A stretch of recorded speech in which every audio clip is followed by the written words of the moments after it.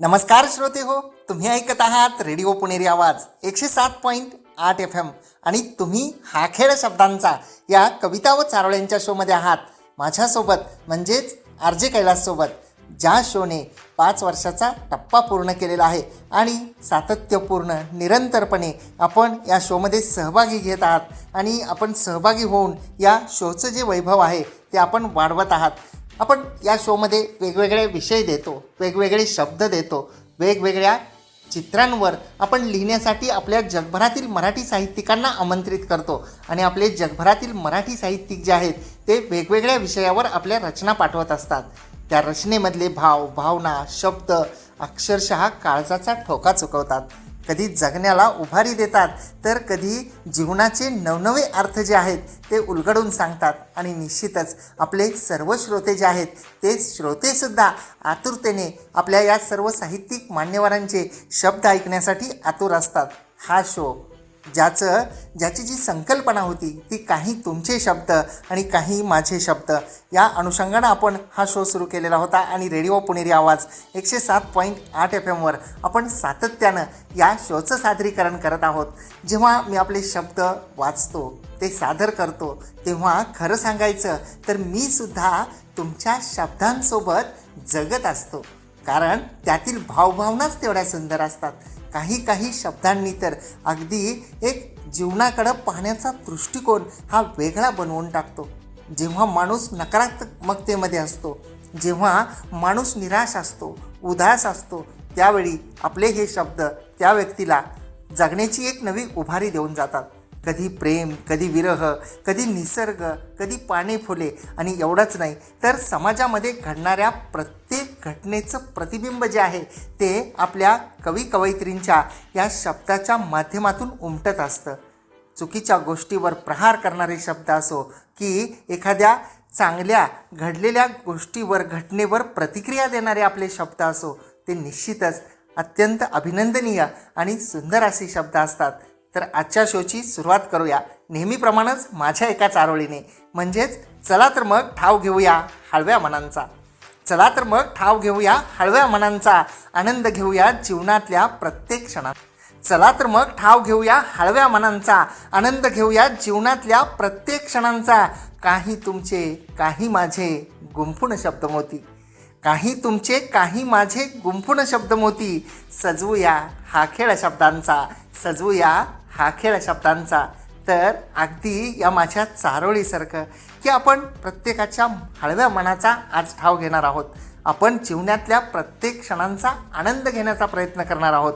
आणि एवढंच नाही तर काही तुमचे आणि काही माझे शब्द गुंफून आपण हा खेळ शब्दांचा हा येणाऱ्या 1.5 तासामध्ये हा शो सजवणार आहोत. श्रोते हो, आपण आपल्या आजच्या शोसाठी विषय दिलेला होता तू, मी आणि पहिला पाऊस. आपल्या सर्वांना माहीत आहे की पाऊस किती महत्त्वाचा असतो. जेव्हा पाऊस पडत नाही तेव्हा शेतकऱ्यापासून, प्राण्यांपासून, पशुपासून, मानवापासून, सृष्टीपर्यंत प्रत्येक जणाचा हा जीव अगदी कासावीस होऊन जातो जेव्हा पाऊस पडत नाही. कारण पाऊस हा प्रत्येकाच्या जीवाभावाचा विषय आहे. पाऊस हा प्रत्येकाच्या जगण्याचा महत्त्वाचा असा भाग आहे. कारण पाऊस नसेल तर सर्वत्र ओसाड होऊन जातं, त्यामध्ये मनसुद्धा असतं.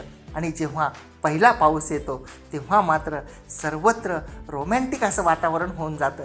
अगदी निसर्गापासून ते प्रेमीयुगुलापर्यंत, पशुपक्ष्यांपासून ते प्राण्यापर्यंत सगळीकडं चैतन्याचं, आनंदाचं, उल्हासाचं आणि उत्साहाचं वातावरण जे आहे ते बनून जातं, नाही का. सर्वत्र हिरवळ पसरलेली असते आणि त्या पसरलेल्या हिरवळीमध्ये तू, मी आणि तो पहिला पाऊस.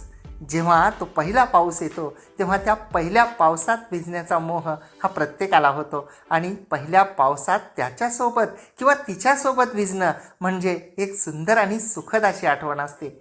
याविषयी आपण अनेक वेळा बोललेलो आहोत. हे विषयसुद्धा आपण पूर्वीसुद्धा दिलेले आहेत. परंतु बऱ्याच जणांना जे पाऊस पहिला येतो त्याबद्दल भरभरून असं लिहायचं असतं. त्यामुळं आपण बऱ्याच वेळा या विषयावर वेगवेगळ्या पद्धतीनं विषय देतो, चित्र देतो. आणि आजसुद्धा आपण हा विषय दिलेला होता. त्या अनुषंगानं मी लिहिलं आहे की तरसण्यापेक्षा बरसणे व चिंब होऊन जाणे कधीही चांगलंच ना. तरसण्यापेक्षा बरसणे व चिंब होऊन जाणे कधीही चांगलंच ना. कारण सोबत सुखाचा पाऊस असताना तो ओंजळीत न झेलता मनातल्या ग्रीष्मासोबत स्वतःची लाही लाही करून घेण्यात काय अर्थ आहे? तरसण्यापेक्षा बरसणे व चिंब होऊन जाणे कधीही चांगलंच ना. कारण सोबत सुखाचा पाऊस असताना तो ओंजळीत न झेलता मनातल्या ग्रीष्मासोबत स्वतःची लाही लाही करून घेण्यात काय अर्थ आहे, नाही का? आणि म्हणून तरसण्यापेक्षा बरसलं पाहिजे, चिंब झालं पाहिजे आणि मनातला ग्रीष्म जो आहे तो चिंब करून टाकला पाहिजे. या अनुषंगानं माझ्या दुसऱ्या एका चारोळीमध्ये मी लिहिलं आहे की दुरून आलेला थंडगार वारा सांगावा घेऊन आला. दुरून आलेला थंडगार वारा सांगावा घेऊन आला की आभाळ गरजत पाऊस आता येणार. दुरून आलेला थंडगार वारा सांगावा घेऊन आला की आभाळ गरजत पाऊस आता येणार आहे.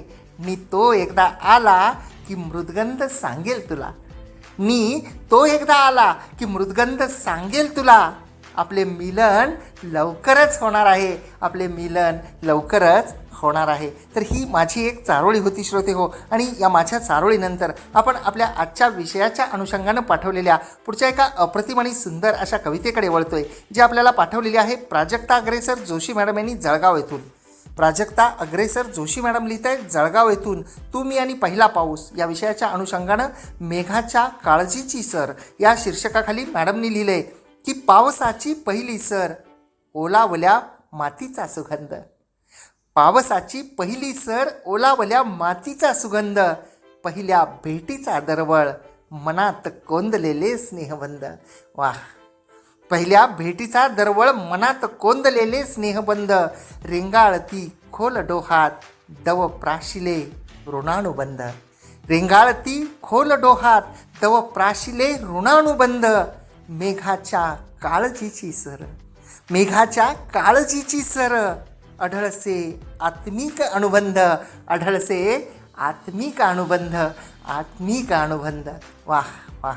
आणि खरं आहे की पहिल्या पावसाची सर येते तेव्हा मातीला सुगंध सुटतो आणि तो सुगंध जो आहे तो सुगंध पहिल्या भेटीच्या दरवळीसारखा असतो. मनात जे कोंदलेले स्नेहबंध असतात त्या स्नेहबंधांना पुन्हा एकदा नव्याने फुलवण्यासाठी तो पहिला पाऊस असतो. आणि जसं की मॅडमनी म्हटलंय की रेंगाळती खोल डोहात दव प्राशिले ऋणानुबंध. अप्रतिम सुंदर भावस्पर्शी भाव पहिल्या पावसाबद्दल तू मी आणि पहिला पाऊस या अनुषंगाने मॅडमनी शब्दबद्ध केलेले होते. आणि यासोबतच पुढच्या आपण एका रचनेकडे वळतोय, ज्या सुंदर अशा रचनेमध्ये सोमदत्त कुलकर्णी सरांनी लिहिलंय हडपसर पुणे येथून. सोमदत्त कुलकर्णी सर लिहित आहेत हडपसर पुणे येथून पहिला पाऊस या शीर्षकाखाली की आठवतो मज पहिला पाऊस थेंब थेंब जणू मोती ओघळती. वाह! आठवतो मज पहिला पाऊस थेंब थेंब जणू मोती ओघळती, येई सखये अशा धुंद समयी दिन जात आहे आज मावळती. येई सखये अशा धुंद समयी दिन जात आहे आज मावळती. सर पुढाच लिहित आहेत की येई प्रियतमे येई लवकरी, बघ आसमंत सारा बहरला, तुझ्या भेटीसाठी सखी माझा रोम रोम कसा आतुर झाला. तुझ्या भेटीसाठी सखी माझा रोम रोम कसा आतुर झाला. वाह वाह!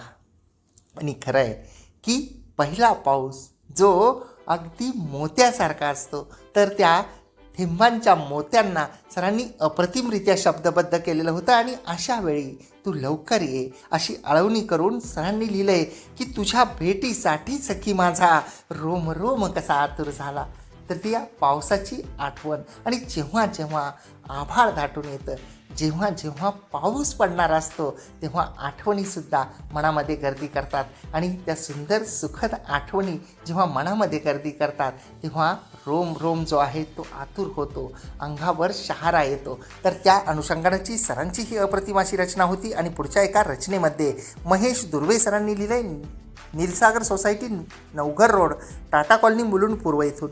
आणि सर लिहित आहेत महेश दुर्वे सरांनी मुलुंड पूर्व येथून लिहिलंय की दाटून मेघ आले आणि पाऊस पहिला आला, स्पर्श परस्परांचा अंतरी भिजवून गेला. वाह!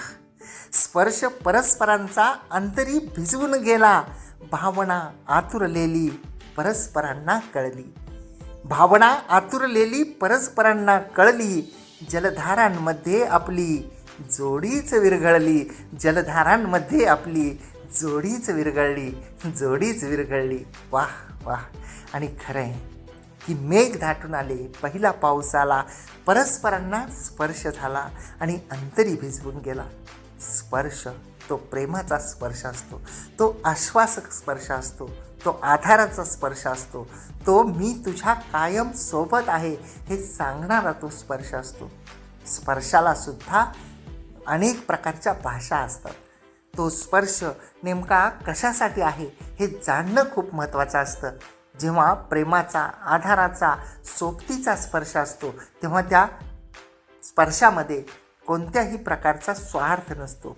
तो निस्वार्थी स्पर्श असतो आणि त्या स्पर्शातून मनातल्या भावभावना ज्या आहेत त्या कळत असतात आणि त्या भावभावना जेव्हा एकमेकांना कळतात तेव्हा जलधारांमध्ये आपली जोडीच विरघळली, दोघे एकमेकांमध्ये विलीन झालो, असं अप्रतिम सुंदर असं शब्दांकन सरांच्या या अप्रतिम अशा रचनेमध्ये होतं. आणि याबरोबरच आपण आपल्या आजच्या शोमधल्या पुढच्या एका सुंदर कवितेकडे वळतोय आणि त्या सुंदर अशा कवितेमध्ये आपल्याला सौ चित्रा सुधाकर काळे गोतमारे मॅडम यांनी लिहिले, मुक्काम मोहम्मदपूर, जिल्हा यवतमाळ येथून. सौ चित्रा सुधाकर काळे गोतमारे मॅडम लिहित आहेत, मुक्काम मोहम्मदपूर, जिल्हा यवतमाळ येथून, की तू मी आणि पहिला पाऊस, चिंब भिजले मनसोक्त पावसात. तू मी आणि पहिला पाऊस, चिंब भिजले मनसोक्त पावसात. घेतले जवळ ओढणी बाहुपाशात, स्पर्श तुझा जाणवला हृदयात. घेतले जवळ ओढणी बाहुपाशात, स्पर्श तुझा जाणवला हृदयात. आठवणींचा खजिना पहिला पाऊस, आठवणींचा खजिना पहिला पाऊस. शपथ घेतली होती दोघांनी प्रेमाची. वाह. शपथ घेतली होती दोघांनी प्रेमाची. विसरला असेल जरी तू मजला, विसरला असेल जरी तू मजला. साक्ष होती बरसणाऱ्या सरींची, साक्ष होती बरसणाऱ्या सरींची, बरसणाऱ्या सरींची, बरसणाऱ्या सरींची. वाह.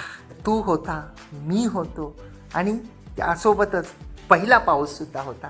त्या पावसामध्ये आपण मनसोक्त भिजलो होतो. तू जवळ घेतलं होतंस, तुझा स्पर्श हा हृदयामध्ये जाणवलेला होता आणि जणू काही पहिला पाऊस म्हणजे आठवणींचा खजिना होता.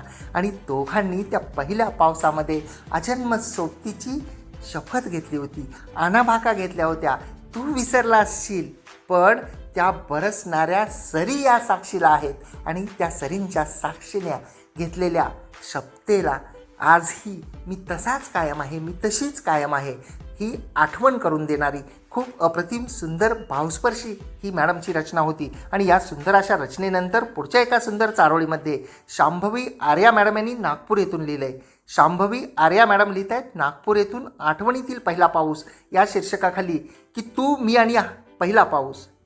तू मी आणि पहिला पाऊस, नको ना आज हाती छत्री घेऊस. तू मी आणि पहिला पाऊस, नको ना आज हाती छत्री घेऊस. भिजावे पुन्हा एकदा आपण पावसात, भिजावे पुन्हा एकदा आपण पावसात. मैफिल रंगावी आठवणींच्या या जगात, मैफिल रंगावी आठवणींच्या या जगात, आठवणींच्या या जगात. वाह. खरंच खूपच सुंदर, अगदी हृदयस्पर्शी भावस्पर्शी अशी ही मॅडमची चारोळी होती, की जेव्हा तू मी आणि पाऊस असेल तेव्हा तू छत्री घेऊ नकोस, कारण पहिल्या पावसात आपण मिळून भिजूया आणि ती आठवणींच्या जगामध्ये जगताना एक मैफिल रंगावी. आणि आठवणींचं जग हे खूप सुंदर असतं. आठवणी या जर सुखद असतील तर त्या आठवणींच्या जगामध्ये रमता येतं.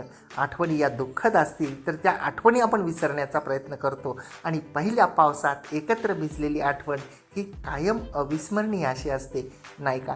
जेव्हा जेव्हा आपल्याला आपल्या एकमेकांच्या पार्टनरबद्दल काही कटू किंवा दुःखी गोष्टी आठवतील तेव्हा तेव्हा हे सुखद क्षण जर आपण आठवले तर मला असं वाटतं की सुखद क्षण हे दुःखद क्षणांवर नेहमीच भारी पडतात.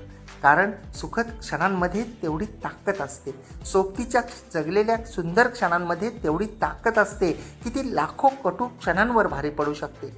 म्हणून जेव्हा जेव्हा मन नकारार्थी वागेल, जेव्हा जेव्हा एखाद्याचा द्वेष करावा वाटेल, जेव्हा जेव्हा आपल्या पार्टनरसोबत त्याच्या एखाद्या गोष्टीबद्दल आपल्याला प्रचंड असा राग येईल, तेव्हा तेव्हा त्याच्या काही चांगल्या गोष्टी, सुखद क्षण, सुंदर आठवणी या जर आपण आठवल्या तर निश्चितपणे तो क्षण जो आहे, कटू क्षण हा निश्चितपणे निघून जाईल. जसं मॅडमनी म्हटलं आहे की या आठवणीच्या जगामध्ये मैफिल रंगावी.